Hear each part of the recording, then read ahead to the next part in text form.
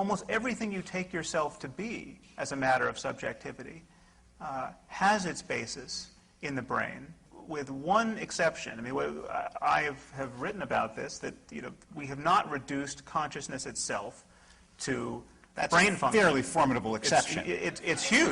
Yeah. It's huge. I mean, people have this naive idea. When you think of yourself as a soul that may yet survive your death, and the proposition is that if you damage a brain a little bit, you destroy English and an ability to recognize faces.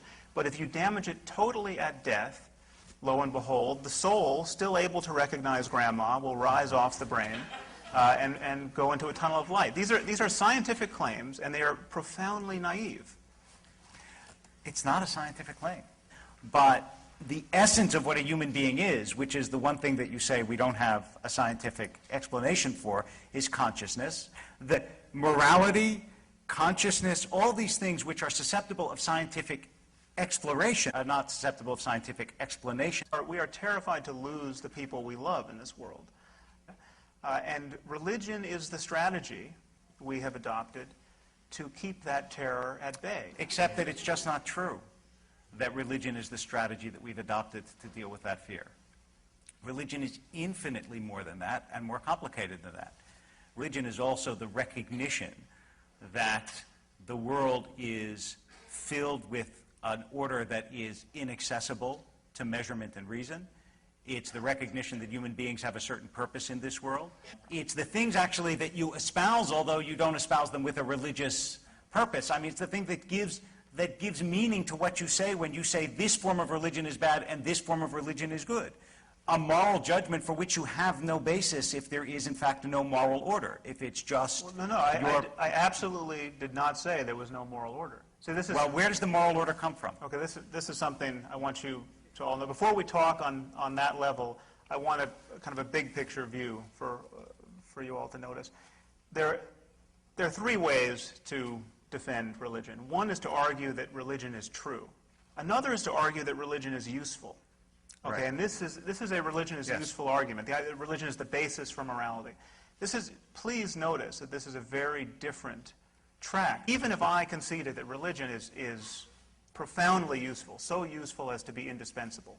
People without religion will just rape and kill each other, and we don't want that. So, by all means, fill the churches and mosques and synagogues.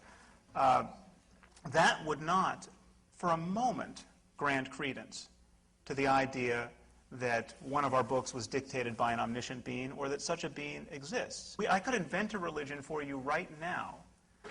If we could spread this faith to billions right now, we would live in a better world, absolutely. If we could replace Islam with this faith, we would live in a better world, for starters.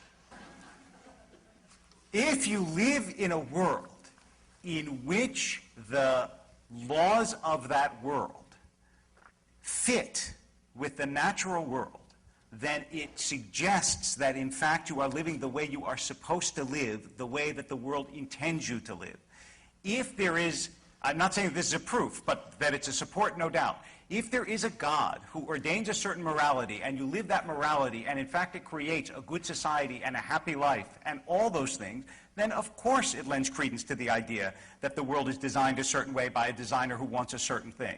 And when you say, well, I'm going to take all those moral principles and separate them from God and watch, if you do those and you learn science, you're going to live a good life, all I would say is, absolutely it does. That's exactly what religion has been saying, and the reason it has been saying that is because religion is based on the notion that there is this invisible order which human beings can participate in, that is ordained by something that is transcendent, and all those things combine to provide the religious person not with proof, because you don't ask for the same kind of proof that you do in science.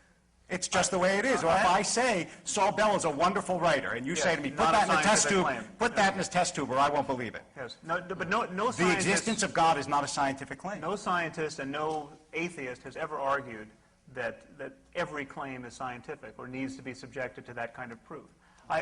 This is really a matter of common sense, and yet religious discourse I couldn't agree with you more. It is a matter of common sense.